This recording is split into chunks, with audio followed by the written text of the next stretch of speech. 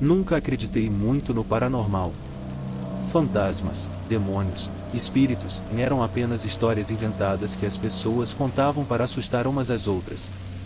Mas o que aconteceu comigo não foi apenas uma história, e agora eu gostaria de poder desfazer tudo. Acho que você poderia dizer que sempre fui cético. O tipo de cara que assiste a filmes de terror e ri quando os personagens tomam decisões idiotas, como se separar ou entrar no porão escuro após ouvir um barulho estranho. No entanto, a curiosidade tem uma maneira de se infiltrar, não é? Algumas cervejas, um pouco de pressão dos amigos, e, na próxima vez que você percebe, está fazendo algo que nunca pensou que faria.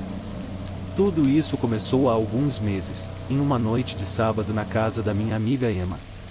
Era uma reunião típica, apenas alguns de nós relaxando na sala dela, bebendo, conversando, passando o tempo.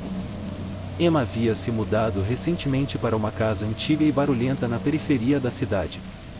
Ela tinha aquela vibe clássica de casa assombrada, sabe? Aqueles pisos de madeira que rangem quando você caminha, a iluminação fraca que torna cada canto da sala mais escuro do que deveria, e um sótão que nenhum de nós teve coragem de explorar.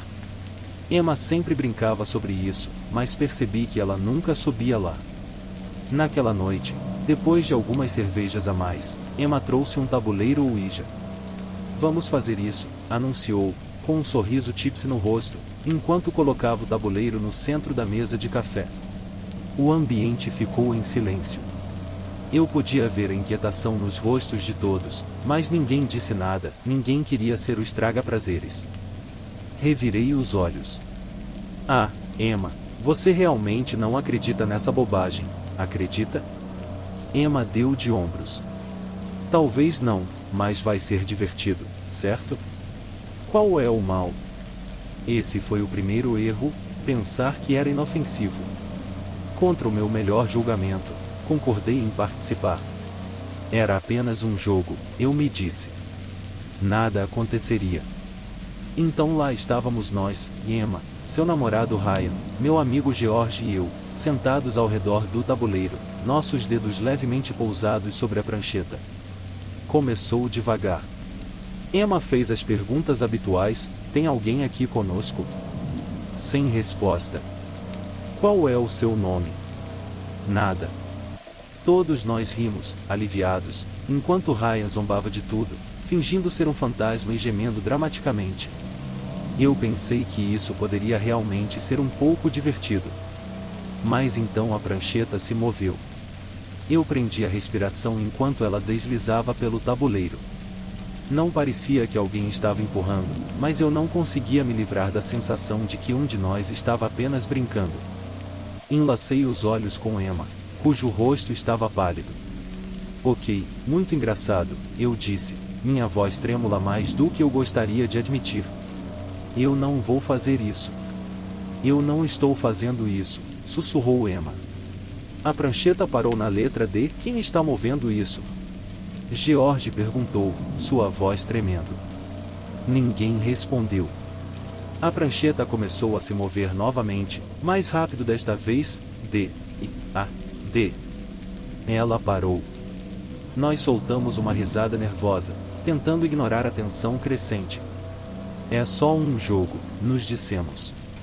"É só um pedaço de madeira estúpido e um de nós deve estar brincando com os outros."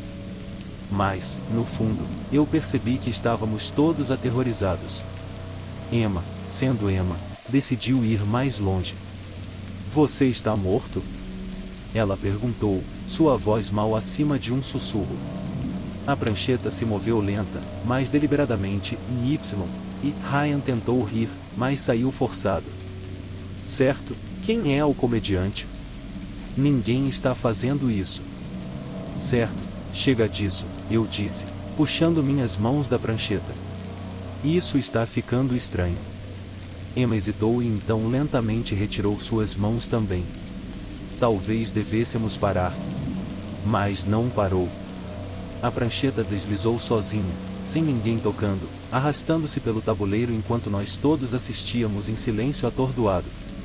E isso não estava certo. Se alguém estava fazendo isso como uma piada, deveria ser o maior showman do mundo. A prancheta soletrou uma palavra, M. Eu não queria mais jogar. Quem está fazendo isso? George gritou, levantando-se, seu rosto esvaziando de cor. Eu também me levantei, recuando da mesa. Isso não é engraçado. Quem está nos pregando peças? Antes que alguém pudesse responder, as luzes piscavam com um som elétrico intenso, e então apagaram completamente, mergulhando-nos na escuridão. Por um momento, ninguém falou. Nós apenas ficamos parados ali, congelados na escuridão, ouvindo o som de nossas próprias respirações. Eu estendi a mão para o meu telefone para ligar a lanterna, mas antes que eu pudesse, um som solene ecoou pela sala, um toque lento e deliberado. Vinha de cima. Eu queria me dizer que era apenas a casa se acomodando ou talvez um galho de árvore raspando contra a janela, mas isso não era isso. Isso era outra coisa. O toque era constante, rítmico, quase como se alguém estivesse sinalizando deliberadamente para nós. Emma, sussurrei, minha voz quase inaudível para mim sobre o batimento do meu coração. Eu não sei, ela gaguejou, seus olhos arregalados, olhando para o teto. Não há ninguém lá em cima, ninguém esteve lá. O toque ficou mais alto, mais insistente, então parou, tão repentinamente quanto começou. O silêncio que se seguiu foi o pior. Nós estávamos apenas esperando que algo mais acontecesse, sentados imóveis por minutos que pareciam uma eternidade. Mais nada. Estaríamos sendo apenas assustados por algumas coincidências estranhas? Ryan, sempre o cético, tentou rir de tudo. Provavelmente são apenas os canos ou algo assim. Essas casas antigas fazem barulhos estranhos. Mas até ele não acreditava nisso. Nós todos ficamos ali na escuridão, sem saber o que fazer. Eventualmente, as luzes piscavam novamente, mas o alívio que eu esperava nunca veio. Em vez disso, havia apenas o pavor, porque agora podíamos ver que o tabuleiro Ouija havia mudado. A prancheta estava resting na letra G, o que ele quer? George sussurrou, sua voz traindo o medo que ele deve estar sentindo naquele momento. Como se em resposta, a prancheta se moveu novamente, desta vez mais rápido, quase agressivamente, G-U-N. Eu senti meu estômago cair. O que isso significa? De repente, houve outro toque, desta vez bem atrás de mim. Eu me virei, mas não havia ninguém lá. Algo parecia errado na sala. Eu não conseguia identificar, mas havia aquela sensação que você tem quando sabe que está sendo observado. Precisamos parar com isso, disse Emma, sua voz tremendo. Isso está errado. Nunca deveríamos ter. Antes que ela pudesse terminar, a porta do porão, do outro lado da sala, rangeu lentamente, como se estivéssemos sendo convidados a entrar. Não, George gemia, não, não, não. Eu dei um passo para trás, balançando a cabeça. Precisamos sair agora. Mas, enquanto eu me movia, algo me agarrou. Era frio, tão frio, e eu não conseguia ver. Apenas sentia. Uma mão envolvendo meu pulso, puxando-me em direção à porta do porão. Eu lutei, puxando meu braço livre e tropeçando de volta na mesa de café, derrubando o tabuleiro Ouija.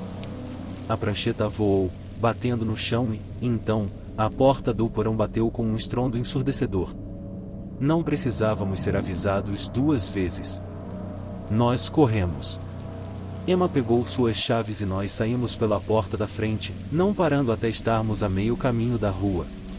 Meu coração estava acelerado, e eu estava encharcado de suor, mas pelo menos estávamos do lado de fora. Pelo menos estávamos longe daquela casa, ou assim pensei.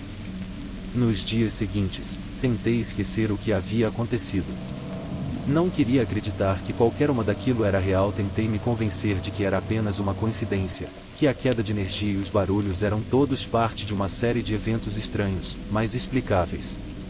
Mas, no fundo, eu sabia a verdade. Algo havia me seguido. Começou com pequenas coisas, no começo. Portas rangendo no meio da noite, correntes de ar frio quando não deveria haver nenhum, a constante sensação de que estava sendo observado. Eu tentei ignorar, culpando a paranoia, dizendo a mim mesmo que era apenas minha imaginação pregando peças em mim. Mas então começaram os sonhos. Noite após noite, eu me via de volta naquela casa, em frente à porta do porão. Não importava o quanto eu tentasse, eu não conseguia me mover. Não conseguia desviar o olhar, e a cada vez a porta rangejava lentamente, exatamente como naquela noite. Eu nunca via o que havia dentro, mas sentia. Sentia algo me esperando na escuridão. E então o toque começou novamente. Desta vez, não vinha do sótão ou do porão, vinha de dentro do meu apartamento, bem do lado de fora da porta do meu quarto. Uma noite, acordei com o som daquele toque constante e deliberado.